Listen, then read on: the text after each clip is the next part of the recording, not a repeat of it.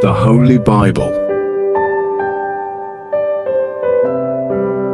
Reading Plan, 36th Day. Tagalog Version. Leviticus chapters 8 to 11. Psalm chapter 110. And Hebrews chapter 4. Leviticus chapter 8. Pagtatalaga kay Aaron at sa mga anak niyang lalaki. Ikawalong kabanata. Sinabi ng Panginoon kay Moises, papuntahin mo si Aaron at ang mga anak niyang lalaki roon sa pintuan ng toldang tipanan, at tipunin mo ang lahat ng taga-Israel doon. Sabihin mo sa mga pari na dalhin nila ang kanilang mga damit pampari, ang langis na pamahid, ang toro na handog sa paglilinis, ang 2 lalaking tupa, at ang basket na may tinapay na walang pampaalsa. Sinunod ni Moises ang iniutos sa kanya ng Panginoon, at nagtipon ang mga taga-Israel sa may pintuan ng toldang tipanan. Sinabi sa kanila ni Moises na ang gagawin niya ay iniutos sa kanya ng Panginoon. Dinala niya sa gitna si Aaron at ang mga anak niyang lalaki, at sila'y pinaliguan. Ipinasuot niya kay Aaron ang damit bilang punong pari, ang damit panloob, ang sinturon, ang damit panlabas, at ang espesyal na damit, at binigkisang mabuti ng hinabing sinturon na maganda ang pagkakagawa. Ipinalagay din ni Moises ang isang lalagyan sa dibdib, at doon inilagay ang Urim at Tumim. At ipinasuot din niya ang turban sa ulo ni Aaron, at sa harap ng turban ay ikinabit ang gintong sagisag ng pagtatalaga kay Aaron para sa Panginoon. Ginawang lahat ito ni Moises ayon sa iniutos sa kanya ng Panginoon. Pagkatapos kinuha ni Moises ang langis, at winisikan ang tolda at ang lahat ng nasa loob, bilang pagtatalaga ng lahat ng ito para sa Panginoon. Winisikan din niya ng langis ang altar ng 7 beses, at ang lahat ng kagamitan na naroon, pati ang planggana at ang patungan nito. Ginawa ito para ihandog sa Panginoon. Pagkatapos, binuhusan niya ng langis ang ulo ni Aaron, bilang pagtatalaga sa kanya sa Panginoon. At pinalapit niya sa gitna ang mga anak na lalaki ni Aaron, at ipinasuot sa kanila ang kasuotan nila na pampari, at nilagyan ng sinturon. Ipinasuot din sa kanila ang kanilang mga turban. Ginawa ito ni Moises ayon sa iniutos sa kanya ng Panginoon. Pagkatapos nito'y ipinakuha ni Moises ang baka na handog sa paglilinis, at ipinatong ni Aaron at ng mga anak niya ang mga kamay nila sa ulo ng baka. Pagkatapos, pinatay ni Moises ang baka, at kumuha siya ng dugo. Inilubog niya ang kanyang daliri sa dugo, at pinahiran niya ang parang sungay sa mga sulok ng altar para luminis ito. At ang natirang dugo ay ibinuhos niya sa ilalim ng altar. Sa ganitong paraan niya itinalaga ang altar para sa Panginoon, upang maging karapat-dapat na lugar na pinaghahandugan ng mga pantubos sa kasalanan. Kinuha rin ni Moises ang lahat ng taba ng lamang loob ng baka, ang maliit na bahagi ng atay, ang mga bato pati ang taba nito, at sinunog niya ang lahat ng ito roon sa altar. Ang mga natirang bahagi ng baka, katulad ng laman, balat at lamang loob, ay sinunog niya sa labas ng kampo. Ginawa ito ni Moises ayon sa iniutos ng Panginoon. Pagkatapos, ipinakuha ni Moises ang lalaking tupa bilang handog na sinusunog. Ipinatong ni Aaron at ng mga anak niyang lalaki ang kanilang mga kamay sa ulo ng tupa. At pinatay ni Moises ang tupa at iwinisik ang dugo sa paligid ng altar. Kinatay niya ang tupa at hinugasan ang mga lamang loob at paa. At saka sinunog lahat doon sa altar, pati na ang ulo at taba, bilang handog na sinusunog. Ang mabangong samyo ng handog na ito sa pamamagitan ng apoy ay makalulugod sa Panginoon. Ginawa ito ni Moises ayon sa utos sa kanya ng Panginoon. Ipinakuha rin ni Moises ang pangalawang lalaking tupa. Ito ang handog para sa pagtatalaga. Ipinatong ni Aaron at ng mga anak niyang lalaki ang mga kamay nila sa ulo ng tupa, at pinatay ni Moises ang tupa. Kumuha siya ng dugo nito at ipinahid sa ibabang bahagi ng kanang tainga ni Aaron at sa kanang hinlalaki ng kamay at paa niya. Pinapunta rin ni Moises sa gitna ang mga lalaking anak ni Aaron at pinahiran din niya ng dugo sa ibabang bahagi ng kanang tainga nila at ang kanang hinlalaki ng kanilang kamay at paa. Pagkatapos iwinisik niya ang natirang dugo sa palibot ng altar. Kinuha rin niya ang mga taba, ang matabang buntot, ang lahat ng taba sa lamang loob, ang maliit na bahagi ng atay, ang mga bato pati ang taba nito, at ang kanang hita. Pagkatapos kumuha rin si Moises ng tinapay mula sa basket na inihandog sa Panginoon, isang makapal na tinapay na walang pampaalsa, isang tinapay na may halong langis, at isang tinapay na manipis. Pinahawakan niya ang lahat ng ito kay Aaron at sa mga anak nito, pati na ang lahat ng taba at ang kanang hita ng tupa. At itinaas nila ito sa Panginoon bilang handog na itinataas. Pagkatapos, kinuha iyon ni Moises sa kanila at sinunog sa altar kasama ng handog na sinusunog. Iyon ang handog bilang pagtatalaga sa kanila. Ang mabangong samyo ng handog na ito sa pamamagitan ng apoy ay makalulugod sa Panginoon. Kinuha rin ni Moises ang pitso ng tupa at itinaas sa Panginoon bilang handog na itinataas. Ito ang bahagi niya sa tupang handog ng pagtatalaga. Ang lahat ng ito'y ginawa ni Moises ayon sa iniutos sa kanya ng Panginoon. Pagkatapos, kumuha si Moises ng banal na langis at ng dugo roon sa altar, at winisikan niya si Aaron at ang mga anak niya, pati na ang kanilang mga damit. Sa ganitong paraan niya sila inihandog, pati ang kanilang mga damit sa Panginoon. At sinabi ni Moises kay Aaron at sa mga anak niyang lalaki, "Lutuin ninyo ang karne malapit sa pintuan ng toldang tipanan, at ayon sa iniutos ko sa inyo, kainin ninyo ito, kasama ang mga tinapay na nasa basket, na handog para sa pagtatalaga. Ang matitirang karne at tinapay ay susunugin ninyo. Huwag kayong aalis dito sa loob ng 7 araw, hanggat hindi natatapos ang pagtatalaga sa inyo.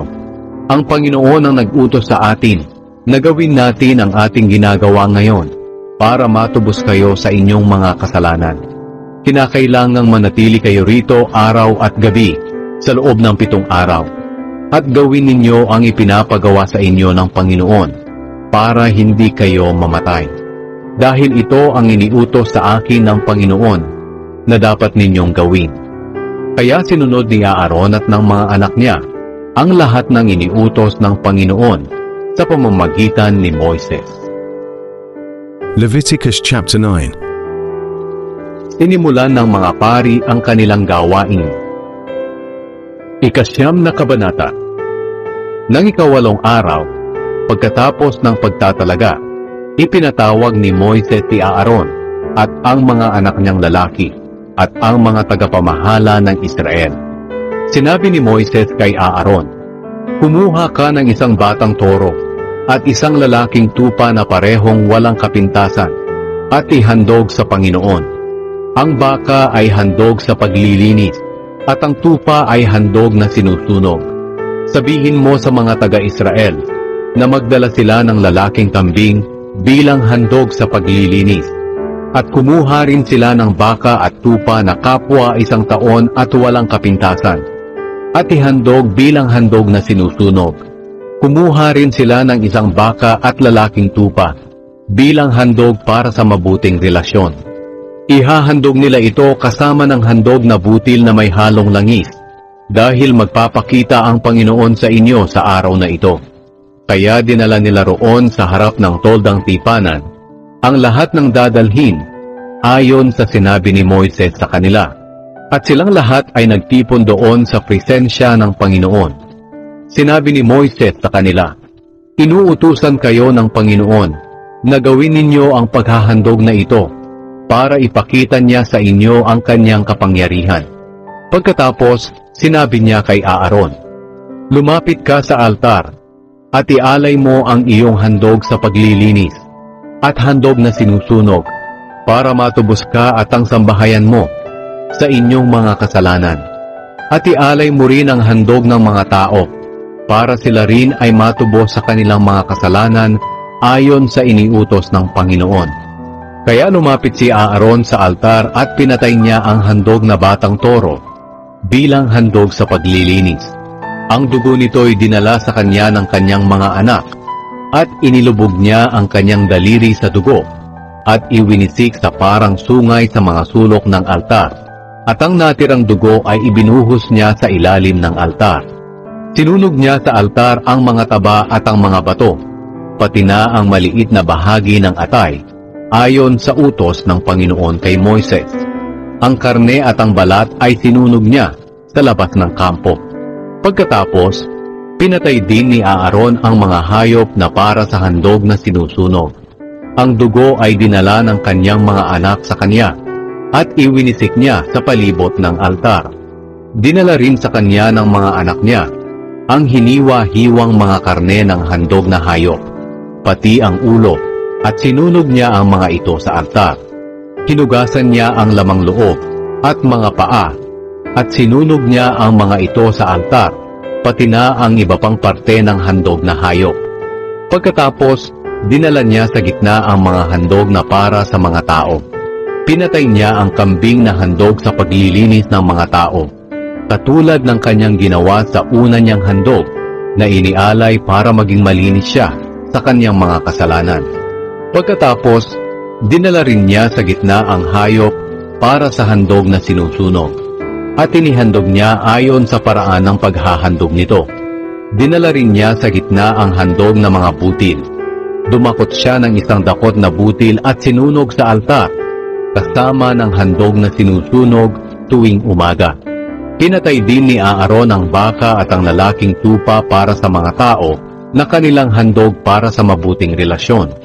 Ang dugo ay dinala sa kanya ng kanyang mga anak at iwinisik niya sa palibot ng altar. Ang taba ng mga ito, ang matabang buntot, ang mga taba sa lamang loob, ang mga bato, pati na ang maliit na bahagi ng atay, ay ipinatong ng mga anak ni Aaron sa pitso ng mga handog na hayop. At sinunog ni Aaron ang mga taba sa altar. Ayon din sa utos ni Moises, itinaas ni Aaron ang pitso at ang kanang hita ng hayop bilang handog na itinataas. Pagkatapos maihandog ni Aaron ang lahat ng ito, itinaas niya ang kanyang mga kamay sa mga tao at binasbasan niya. At pagkatapos, bumaba siya mula sa altar at pumasok sina Moises at Aaron sa loob ng toldang tipanan. Paglabas nila, muli nilang binasbasan ang mga tao at ipinakita ng Panginoon ang kanyang kapangyarihan sa mga tao sa pamamagitan ng apoy na sumunog sa mga handog na nasa altar. Nang ito'y makita ng mga tao, nagsigawan sila sa tuwa at nagpatira pa para sambahin ang Panginoon. Leviticus chapter 10. Namatay si Nadab at Abihu. Ika-10 kabanata. Ang dalawang anak ni Aaron na sina Nadab at Abihu ay kapwa kumuha ng lalagyan ng insenso. Nilagyan nila ito ng mga baga at insenso at inihandog sa Panginoon. Pero ang ginawa nilang ito'y hindi ayon sa utos ng Panginoon, dahil iba ang apoy na kanilang ginamit para rito. Kaya nagpadala ng apoy ang Panginoon, at sinunog sila hanggang sa sila'y mamatay sa presensya ng Panginoon, doon sa toldang tipanan. Sinabi ni Moises kay Aaron, iyan ang ibig sabihin ng Panginoon. Nang sabihin niya, dapat malaman ng mga pari na ako'y banal, at dapat akong parangalan ng lahat ng tao. Hindi umimik si Aaron. Ipinatawag ni Moises si Mishael at si Elzaphan na mga anak ni Uziel na tiyuhin ni Aaron. At sinabi niya sa kanila, kunin ninyo ang mga bangkay ng inyong mga pinsan sa tolda at dalhin ninyo sa labas ng kampo. Kaya kinuha nila ang mga bangkay sa pamamagitan ng paghawak sa mga damit nito at dinala sa labas ng kampo ayon sa utos ni Moises. Pagkatapos sinabi ni Moises kay Aaron at sa mga anak niyang sina Eleazar at Itamar, huwag ninyong guguluhin ang inyong buhok o pupunitin man ang inyong damit para ipakita ang inyong pagluluksa sa namatay. Kapag ginawa ninyo iyon, pati kayo ay mamamatay, at magagalit ang Panginoon sa lahat ng taga-Israel. Pero maaaring magluksa ang mga Israelitang kamag-anak ninyo para sa kanilang dalawa na sinunog ng Panginoon. Huwag muna kayong umalis sa pintuan ng tolda. Mamamatay kayo kapag umalis kayo. Dahil pinili kayo ng Panginoon para maging mga pari sa pamamagitan ng pagpahid sa inyo ng langis. At sinunod nila ang iniutos ni Moises. Sinabi ng Panginoon kay Aaron, "Ikaw at ang iyong mga anak ay hindi dapat uminom ng alak o ng anumang inuming nakakalasing kapag papasok sa tolda. Kapag ginawa ninyo iyon, mamamatay kayo. Dapat ninyong sundin ang tuntuning ito, kayo at ng susunod pang mga henerasyon. Dapat ninyong malaman kung alin ang para sa Panginoon at kung alin ang para sa lahat, kung alin ang malinis at marumi. Kinakailangang turuan ninyo ang kapwa ninyo Israelita tungkol sa lahat ng tuntuning ibinigay ko sa inyo sa pamamagitan ni Moises." Sinabi ni Moises kay Aaron at sa dalawang anak niyang natitira na sina Eleazar at Itamar, "Kunin ninyo ang natirang handog na pagpaparangal mula sa mga handog sa pamamagitan ng apoy para sa Panginoon. Lutuin ninyo iyon ng walang pampaalsa at kainin ninyo malapit sa altar dahil napakabanal niyon. Iyon ang inyong bahagi mula sa handog sa pamamagitan ng apoy para sa Panginoon. Ito ang iniutos sa akin ng Panginoon. Pero ang pitso at hita ng hayop na itinaas at inihandog sa Panginoon ay para sa iyo at sa iyong buong sambahayan. Kainin ninyo iyon sa lugar na itinuturing nating malinis. Ito'y ibinibigay sa inyo bilang bahagi ninyo mula sa handog ng mga taga-Israel na handog para sa mabuting relasyon. Kapag naghandog ang mga taga-Israel, ihandog nila ang pitso at hita ng hayop, pati na ang mga taba, bilang handog sa pamamagitan ng apoy. Ang pitso at hita ay itataas nila sa Panginoon bilang handog na itinataas. Pagkatapos ibibigay nila ito sa inyo dahil ito ang inyong bahagi sa handog. Ito'y para sa inyo at sa inyong mga angkan magpakailanman ayon sa iniutos ng Panginoon. Nang siyasatin ni Moises ang tungkol sa kambing na handog sa paglilinis, napag-alaman niyang nasunog na itong lahat. Kaya nagalit siya kina Eleazar at Itamar at sinabihan, "Bakit hindi ninyo kinain ang handog sa paglilinis sa banal na lugar? Ang handog na iyon ay napakabanal, at iyon ay ibinigay ng Panginoon sa inyo para matubos ang mga tao sa kanilang mga kasalanan sa presensya ng Panginoon, sapagkat ang dugo nito ay hindi dinala sa loob ng banal na lugar. Kinain sana ninyo iyon doon sa tolda, ayon sa sinabi ko sa inyo." Pero sumagot si Aaron kay Moises, "Kanina naghandog ang aking mga anak ng kanilang handog sa paglilinis at handog na sinusunog, pero namatay ang dalawa sa kanila. Sa nangyaring ito sa aking mga anak, matutuwa kaya ang Panginoon kung kinain ko ang handog sa paglilinis ngayong araw?" Sumang-ayon si Moises sa sagot ni Aaron. Leviticus chapter 11. Ang mga hayop na itinuturing na malinis at marumi. 11 kabanata. Inutusan ng Panginoon si Moises at si Aaron na sabihin sa mga taga-Israel ang mga sumusunod, "Pwede ninyong kainin ang anumang hayop na lumalakad sa lupa na biyak ang kuko at ninunguyang muli ang kinain nito. Pero huwag ninyong kakainin ng mga hayop na ninunguyang muli ang kinain nito, pero hindi naman biyak ang mga kuko, katulad ng kamelyo at kuneho. Huwag din ninyong kakainin ang baboy, dahil kahit biyak ang kuko nito, hindi naman ninunguyang muli ang kinain nito. Ituring ninyo na maruruming hayop ang mga ito. Huwag kayong kakain ng karne ng mga ito, o hihipo ng mga patay na hayop na ito. Pwede ninyong kainin ng mga isda sa dagat o tubig tabang na may mga palikpik at kaliskis. Pero huwag ninyong kakainin ng mga walang palikpik at kaliskis. At huwag din kayong hihipo ng mga patay na isdang ito. Ituring ninyong kasuklam-suklam ang mga isdang ito. Huwag ninyong kakainin ng mga ibon katulad ng agila, uwak, ibon na kumakain ng bangkay ng tao o hayop, lawing, kwago, ibong naninila, ibong dumadagit ng isda, tagak, at paniki. Ituring ninyong kasuklam-suklam ang mga ibon na ito. Pwede ninyong kainin ang mga kulisap na lumilipad at gumagapang na may malalaking paa sa paglundag, katulad ng balang, kuliglig, at tipaklong. Pero huwag ninyong kakainin ang iba pang mga kulisap na lumilipad at gumagapang. Ituring ninyong kasuklam-suklam ang mga ito. Huwag kayong hihipo ng bangkay ng hayop na hindi biyak ang kuko at hindi nginunguyang muli ang kinain nito. Huwag din kayong hihipo ng bangkay ng mga hayop na apat ang paa at may kukong pangkalmot. Ituring ninyong marumi ang mga hayop na ito. Ang sinumang makahipo ng bangkay nila ay dapat maglaba ng kanyang damit, pero ituturing pa rin siyang marumi hanggang sa paglubog ng araw. Ituring ninyong marumi ang mga hayop na gumagapang katulad ng daga, bubwit, butiki, tuko, bayawak, buwaya, bubuli, at hunyango. Ang sinumang makahipo ng mga bangkay nito ay ituturing na marumi hanggang sa paglubog ng araw. Ang alinmang bagay na mahulugan ng patay na katawan nito ay magiging marumi. Maging ito'y yari sa kahoy, tela, balat, o sako, at ginagamit kahit saan. Ito'y dapat hugasan ng tubig, pero ituturing pa rin na marumi hanggang sa paglubog ng araw. Kapag ang palayok o banga ay nahulugan ng patay na hayop na ito, ang lahat ng laman sa loob nito ay marumi na, at ito'y dapat nang basagin. Ang lahat ng pagkain na nilagyan ng tubig na mula sa bangang iyon ay marumi na. At marumi na rin ang anumang inumi na nasa bangang iyon.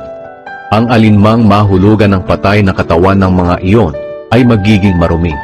Kapag ang nahulugan ay pugon o palayok, ituring ninyong marumi iyon at dapat basagin. Ang batis o balon na mahulugan ng kanilang patay na katawan ay mananatiling malinis, pero ang sinumang makahipo ng patay na katawan na iyon ay magiging marumi. Ang alinmang binhi na mahulugan nito ay mananatiling malinis. Pero kung ang binhi ay nakababad na sa tubig, ang binhing iyon ay magiging marumi na. Kung mamatay ang alinmang hayop na maaaring kainin, ang sinumang humipo nito ay ituturing na marumi hanggang sa paglubog ng araw. Ang sinumang kukuha at kakain nito ay dapat maglaba ng kanyang damit, pero ituturing pa rin siyang marumi hanggang sa paglubog ng araw. Huwag ninyong kakainin ang anumang hayop na gumagapang, dahil kasuklab-suklam ito. Ang anumang gumagapang sa pamamagitan ng kanyang tiyan, o apat na paa o maraming paa, dahil iyon ay marumi. Huwag ninyong dudungisan ang inyong sarili sa pamamagitan ng pagkain ng alinman sa mga ito, dahil ako ang Panginoon na inyong Diyos. Italaga ninyo ang inyong sarili para sa akin, at kayo'y magpakabanal, dahil ako'y banal. Ako ang Panginoon na naglabas sa inyo sa Ehipto, para ako'y maging Diyos ninyo. Kaya dapat kayong mamuhay ng banal, dahil ako'y banal. Sa pamamagitan ng mga tuntuning ito tungkol sa lahat ng uri ng hayop, ibon at isda, malalaman ninyo kung alin ang malinis at marumi, ang pwede at hindi pwedeng kainin. The Book of Song chapter 4. Ika-110 kabanata. Ang Panginoon at ang kanyang hinirang na hari. Sinabi ng Panginoon sa aking Panginoon, maupo ka sa kanan ko hanggang mapasuko ko sa iyo ang mga kaaway mo. Palalawakin ng Panginoon ang iyong kaharian mula sa Zion, at paghaharian mo ang iyong mga kaaway. Sa panahon ng iyong pakikidigma sa mga kaaway, kusang loob na tutulong sa iyo ang iyong mga tao. Ang mga kabataang iyong nasasakupan ay pupunta sa iyo doon sa banal na buron, katulad ng hamog tuwing umaga. Ang Panginoon ay sumumpa at hindi magbabago ang pasya niya, na ikaw ay pari magpakailanman ayon sa pagkapari ni Melchizedek. Ang Panginoon ay kasama mo. Parurusahan niya ang maraming hari sa oras ng kanyang galit. Parurusahan niya ang mga bansa, at marami ang kanyang papatayin. Lilipulin niya ang mga namumuno sa buong mundo. Mahal na hari, kayo ay iinom sa sapa na nasa tabi ng daan. Kaya muli kayong lalakas at magtatagumpay. The Book of Hebrews chapter 4. Ika-4 na kabanata. Ngunit kahit na ganoon ang nangyari sa kanila, nanatili pa rin ang pangako ng Diyos na makakamtan natin ang kapahingahang mula sa Kanya. Kaya mag-ingat tayo, at baka mayroon sa atin na hindi magkakamit ng pangakong ito, sapagkat nakarinig din tayo ng magandang balita katulad nila, pero naging walang saysay ang narinig nila dahil hindi sila sumampalataya. Tayong mga sumasampalataya ang magkakamit ng kapahingahang mula sa Diyos, ngunit hindi ito makakamit ng hindi sumasampalataya, dahil sinabi ng Diyos, "Sa galit ko isinumpa kong hindi nila makakamtan ang kapahingahang galing sa akin." Hindi ibig sabihin na wala pa ang kapahingahan. Ang totoo, nariyan na ito mula pa ng likhain ng mundo, sapagkat sinasabi ng kasulatan tungkol sa ikapitong araw. Sa ikapitong araw, nagpahinga ang Diyos sa kanyang paglikha, at sinabi rin sa kasulatan, "Hinding-hindi nila makakamtan ang kapahingahang galing sa akin." Malinaw na niloob ng Diyos na may magkakamit ng kapahingahang ito. Pero ang mga nakarinig noon ng magandang balita ay hindi ito nakamtan dahil sa pagsuway nila sa Kanya. Kaya muling nagtakda ang Diyos ng isa pang pagkakataon na walang iba kundi ngayon. Dahil pagkalipas ng matagal na panahon, sinabi ng Diyos sa pamamagitan ni David, "Kung marinig nyo ngayon ang tinig ng Diyos, huwag ninyong patigasin ang puso ninyo." Dahil kung tunay na nadala ni Josue sa kapahingahan ng mga tao noong una, hindi na sana nagsalita ang Diyos tungkol sa isa pang kapahingahan. Kaya may kapahingahan pang nakalaan sa mga taong sakop ng Diyos. At ang kapahingahang ito ay katulad ng pagpapahinga ng Diyos sa ikapitong araw. Sapagkat ang sino mang magkakamit ng kapahingahang mula sa Diyos ay makapagpapahinga rin sa mga gawain niya, tulad ng pamamahinga ng Diyos matapos niyang likhain ang lahat. Kaya sikapin nating makamit ang kapahingahang ito. Huwag nating tularan ang mga tao noong una na sumuway sa Diyos, at baka hindi natin ito makamtan, sapagkat buhay at mabisa ang salita ng Diyos, at higit na matalas kaysa sa alinmang espadang magkabila ang talim. Tumatagos ito hanggang kaluluwa at espiritu, at hanggang sa kasukasuan at kaloob-looban ng puto. Nalalaman nito ang pinakamalalim na iniisip at hinahangad ng tao. Walang makapagtatago sa Diyos. Nakikita niya at lantad sa paningin niya ang lahat, at sa Kanya tayo mananagot. Si Kristo ang ating punong pari.